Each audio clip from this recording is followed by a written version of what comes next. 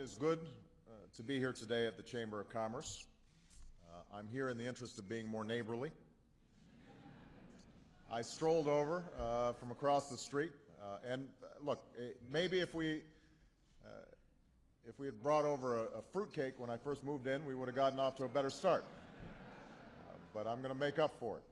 Now, on some issues like the Recovery Act, we found common cause.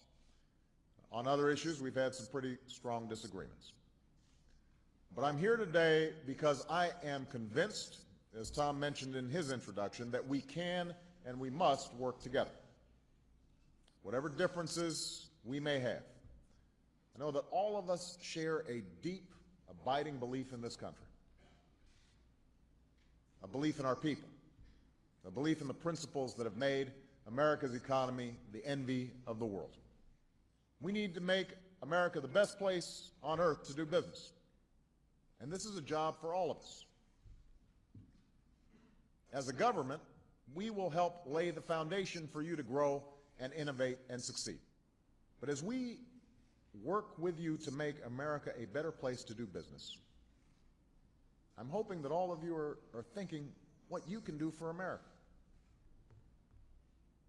Ask yourselves what you can do to hire more American workers, what you can do to support the American economy and invest in this nation.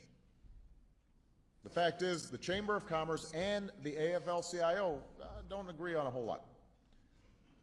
Tom Donahue and Richard Trumka are not Facebook friends. Well, maybe, I don't think you are anyway. I didn't check on this, but they agree on the need to build a 21st century infrastructure. And I want to thank the Chamber for pushing Congress to make more infrastructure investments and to do so in the most cost-effective way possible. And I will tell you, I will go anywhere, anytime, to be a booster for American businesses, American workers, and American products. We recently signed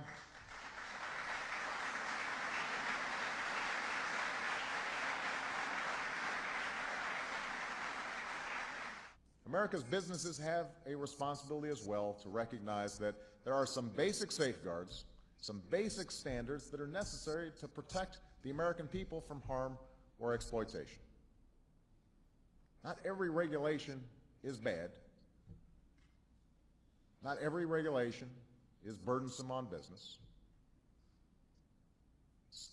A lot of the regulations that are out there are things that all of us welcome in our lives. Few of us would want to live in a society without rules that keep our air and water clean, to give consumers the confidence to do everything from investing in financial markets to buying groceries.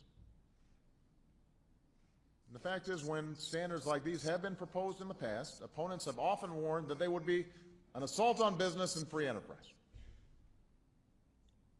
We can look at the history in this country. Early drug companies argued the bill creating the FDA would practically destroy the sale of remedies in the United States. So if I've got one message, my message is now is the time to invest in America.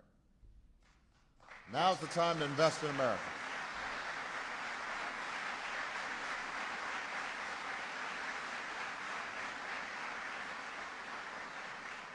Today, American companies have nearly $2 trillion sitting on their balance sheets.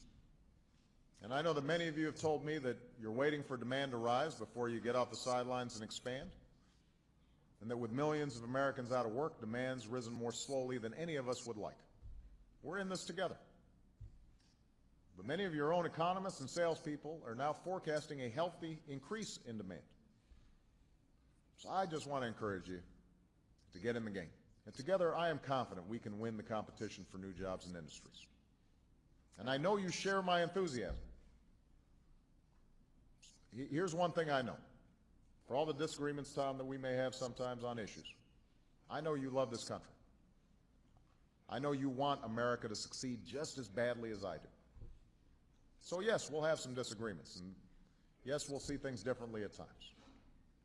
But we're all Americans.